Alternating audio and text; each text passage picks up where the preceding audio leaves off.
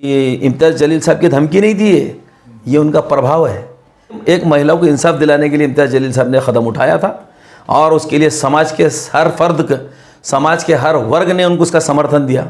और आपकी मालूमात के लिए मैं अभी घोषणा करता हूँ कि अभी मैंने इम्तियाज़ जलील साहब का PDF आया हमारे MP टीम के अंदर कि अपने महासंचालक साहब ने वो ACP साहब को सस्पेंड कर दिए। उस बहन का दर्द अगर किसी ने शहर के अंदर समझा तो हमारे खासदार साहब ने समझी, और हमारे खासदार साहब उसके घर पे गए, पूरी डिटेल मालूमात ली उससे, पूरी मालूमात लेने के बाद पत्रकार परिषद ली। ये ऐसी भपकियाँ देने के लिए नहीं ली। और आज महासंचालक साहब ने अभी जो है तो ऑर्डर निकाल दिया उनको सस्पेंशन के, और उनको सस्पेंड कर दिया गया।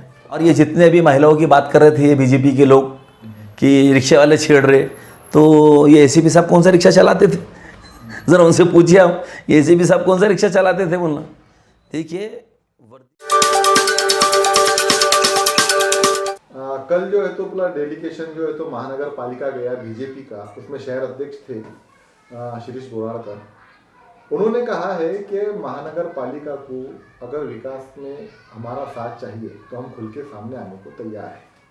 हाँ, कभी ऐसे MM ने कहा है या MM महानगर पालिका का साथ देंगी जैसे BJP कही और वहाँ पे बोलने के लिए?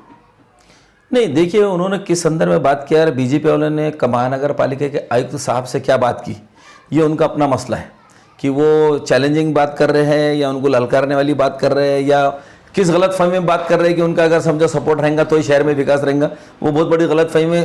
मेरे को एक बात बताइए आप कि लॉकडाउन से पहले और लॉकडाउन के बाद आज तक विकास के काम के लिए कभी BJP सड़क पे आपको दिखी क्या? कहीं दिखी क्या? तो ये कौन से कमरे में बैठ के और कौन से चैम्बर में बैठ के क्या बात कर रहे हैं, इनकी बात हमारे सामने अभी तक तो आई नहीं जी। अच्छा, इसमें एक बहुत बड़ी बात खुल के सामने आई है, इसलिए हमको आपके पास आना पड़ा।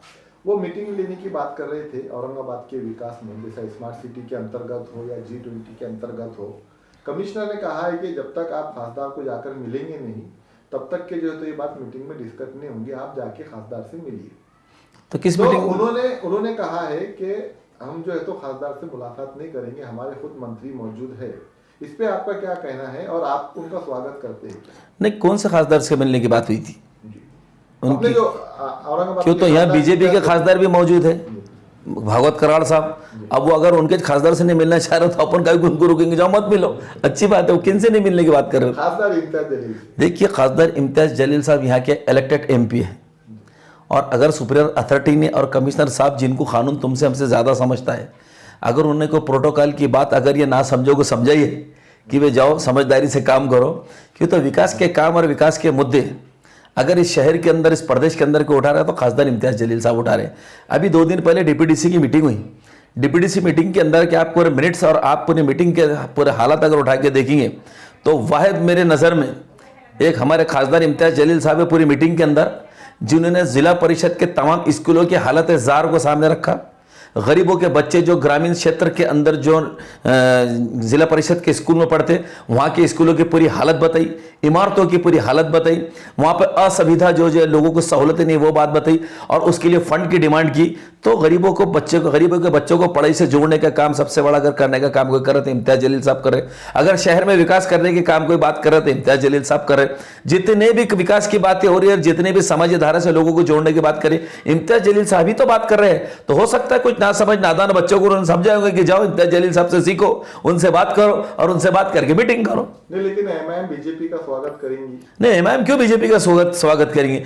BJP सिर्फ खोखला नारा लगाने वाले लोगों की पार्टी है। मेरे को बताओ, गरीबों के वास्ते कब सड़क पे आते? अभी कल ही का आप जो उनके शहर अध्यक्ष की बात कर रहे, उनके शहर अध्यक्ष का मैंने एक स्टेटमेंट देखा, वो तमाम रिक्शे वाले बेचारे जो गरीब पेशावर लोग हैं, जो गरीब मजदूर लोग हैं, उनके ताल्लुक से कितनी गलत बात की उसने कि तमाम रिक्शे वाले जो है तो महिलाओं को छेड़छाड़ कर रहे। अरे तुम लोग कभी आँख खोल के सड़क पर उतरे क्या?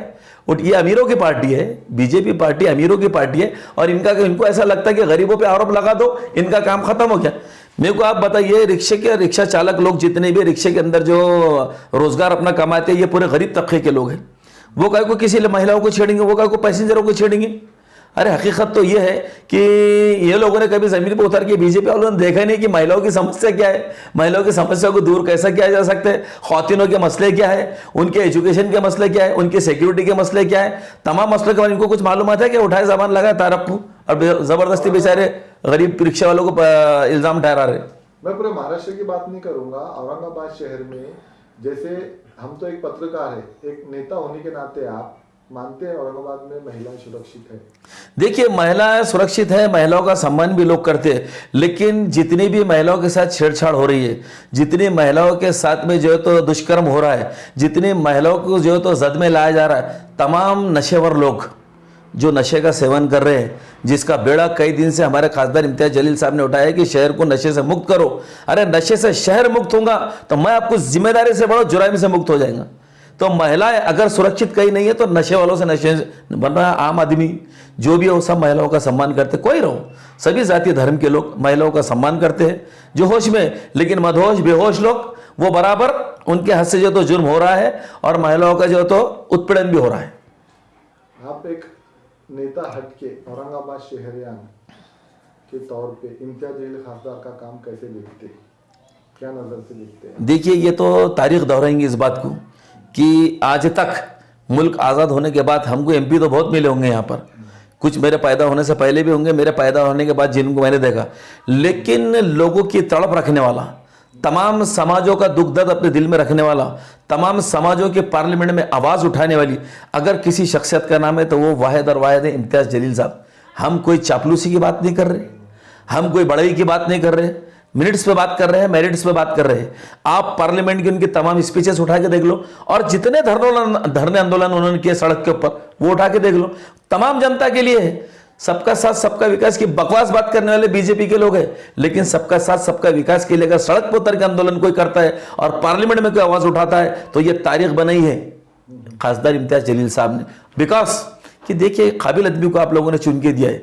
जब काबिल आदमी को आपने चुन के दिया है, तमाम समाज के लोगों ने, हिंदू समाज के लोगों ने, दलित समाज के लोगों ने, ओबीसी समाज के, धनगर समाज के, सभी समाज के लोगों ने एक परिवर्तन की लहर जब चली थी तो इम्तियाज जलील साहब चुन के आए और उन्होंने जो अपना परफॉर्मेंस दिया है, उन्होंने जो अपना स्किल दिखाया है, उन्होंने जो अपना काम दिखाया, तो जितने भी आज तक आज़ादी के बाद से आज तक एमपी आए हैं चुन के, मुझे नहीं लगता इम्तियाज जलील साहब के ऐसा काम किसी ने आज तक किया है। ये मैं पूरी जिम्मेदारी के साथ में कह रहा हूँ, क्यों तो मैंने मेरी जिंदगी के अंदर तमाम समाजों के, महिलाओं के लिए लड़ने वाला, बुजुर्गों के लिए लड़ने वाला, एविएशन मिनिस्ट्री के लिए, रेलवे मिनिस्ट्री के लिए, गरीबों के लिए, दबे हुए कुचले हुए लोगों के लिए, ओबीसी के लिए, एससी के लिए, एसटी के लिए, तमाम समाजों की आवाज अगर कोई बन के उभरा है पार्लियामेंट के अंदर तो वाहिद हमारे खासदार इम्तियाज जलील साहब। लेकिन आप जिसके बलबूते पर चुन के आए थे वो तो अब सेना के साथ में जा रहे।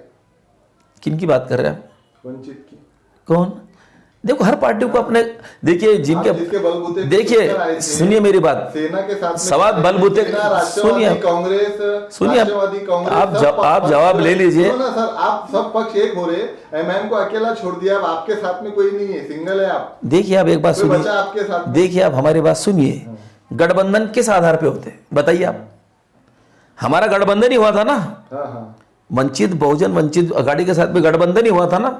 आप एक चीज को भूल रहे, और आज भी क्या हुआ इनका, अगर वो सेना के साथ जा रहे, कल बीजेपी के साथ जाए, उनका दिल जहां बोलते हैं वहां जाए। हम कौन होते हैं उनको रोकने वाले? वो स्वतंत्र अपना फैसला लेने के लिए। लेकिन पार्लियामेंट इलेक्शन में हमारा उनका मुद्दों के आधार पर गठबंधन हुआ था। बिल्कुल।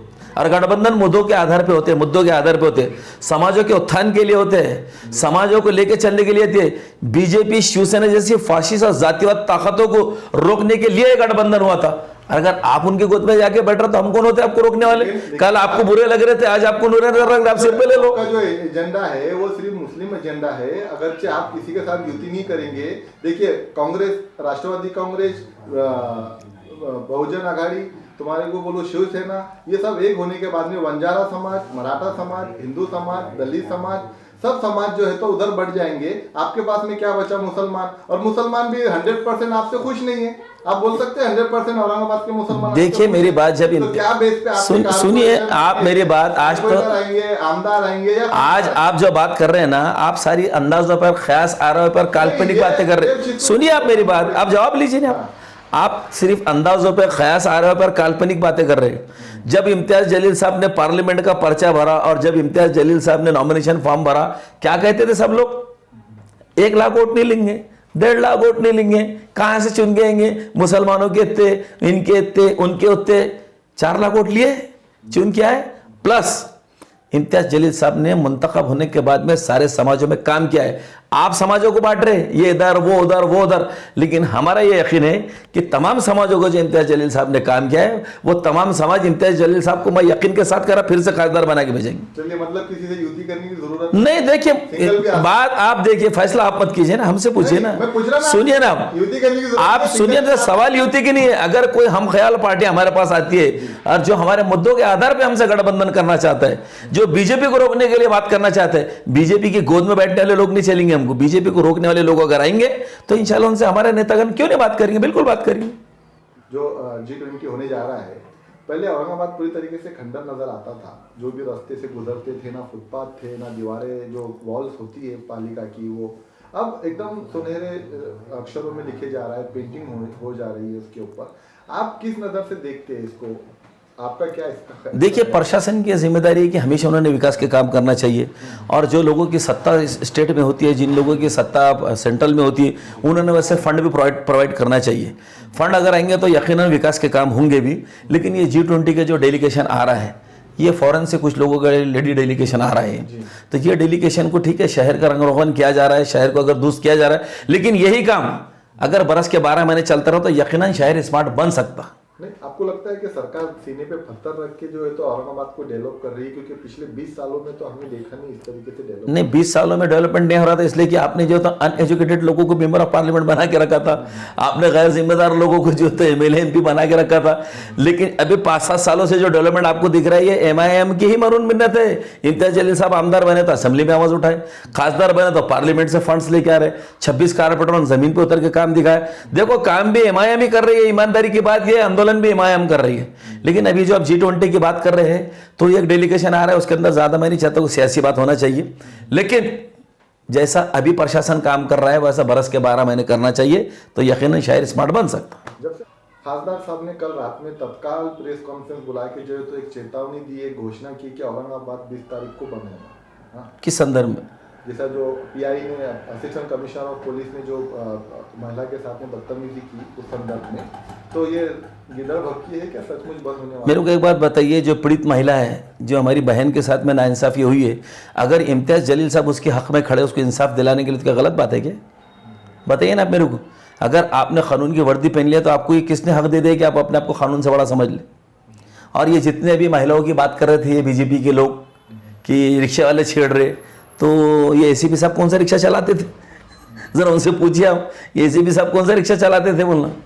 देखिए, वर्दी जो दी जाती है आपको इंसाफ करने के लिए दी जाती है, हक और इंसाफ की बात करनी चाहिए। और वर्दीधारी इंसान से अगर एक महिला सुरक्षित नहीं है, ये BJP वाले से पूछो कि आपकी सत्ता है, गृह खाता आपके पास में है, और एक महिला आपके ACP से सुरक्षित नहीं है, कैसी बात कर रहे हैं आप? तो देखिए, एक महिला को इंसाफ दिलाने के लिए इम्तियाज जलील साहब ने कदम उठाया था, और उसके लिए समाज के हर फर्द, समाज के हर वर्ग ने उनको उसका समर्थन दिया। और आपकी मालूमात के लिए मैं अभी घोषणा करता हूँ कि अभी मैंने इम्तियाज जलील साहब का PDF आया हमारे MP टीम के अंदर कि अपने महासंचालक साहब ने वो ACP साहब को सस्पेंड कर दिए। अभी ये सबसे बड़ी घोषणा मैं आपको दे देता हूँ कि इम्तियाज जलील साहब की धमकी नहीं दी है, ये उनका प्रभाव है। जो उन्होंने बंद करने का बोला ना, हमने जितने बार बंद पुकारे हमने बंद करके बताए, जितने बार आंदोलन पुकारे हमने आंदोलन करके बताए।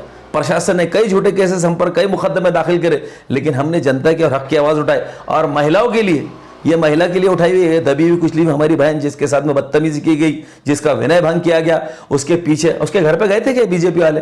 कारपोरेशन के अंदर खड़ रखे अपने AC गाड़ी में से उतर के स्टेटमेंट दे के भाग गई है इनकी शहर अध्यक्ष, और वो पीड़ित महिला घर पे गए थे क्या? उस बहन का दर्द अगर किसी ने शहर के अंदर समझा तो हमारे खासदार साहब ने समझी, और हमारे खासदार साहब उसके घर पे गए, पूरी डिटेल मालूमात ली उससे, पूरी मालूमात लेने के बाद पत्रकार परिषद ली। ये ऐसी भपकिया देने के लिए नहीं ली। और पत्रकार परिषद देने के बाद में जब उनको ये महसूस हुआ कि वाकई में हमारी बहन के साथ में बहुत गलत हुआ, और एक जिम्मेदार फर्स्ट सर्विस ऑफिसर, वो भी नशे के अंदर थे, हम जो बात कर रहे हैं इससे पहले जो मैंने बात करा वो भी नशे में थे। नशे के अंदर ही इंसान से बहुत बड़े बड़े जुर्म होते, चाहे वो, अब देखिए ACP साहब के रैंक के आदमी और विनय भंग का कारोबार कर रहे, कितनी गलत बात थी ये। तो ये भी इनके हाथ से जो जुर्म हुआ ये नशे की हालत में हुआ, लेकिन उन्होंने जाके पूरी हालत को समझा, पूरे CC फुटेज देखे, पूरे घर के हालात देखे, आसपास के लोगों ने पूरी बात खासदार साहब को बताया, तब खासदार साहब को लगा कि वाकई में हमारी बहन के साथ ये गलत काम हुआ है, उसको इंसाफ मिलना चाहिए, करके पत्रकार परिषद के लिए। और आज महासंचालक साहब ने अभी जो है तो ऑर्डर निकाल दिया उनको सस्पेंशन के, और उनको सस्पेंड कर दिया गया। चलते चलते औरंगाबाद की महिलाओं को एमआईएम पार्टी के नेता होने के नाते क्या मैसेज है आपका? नहीं, हमारी महिलाओं को ताल्लुक से ये है कि महिलाओं ने बिल्कुल, हमारी जो माएँ बहनें हैं जो ग्रामीण क्षेत्र में काम करती है, जो उद्योग में काम करती है, अपनी सेफ्टी के ताल्लुक से उन्होंने भी सतर्क रहना चाहिए।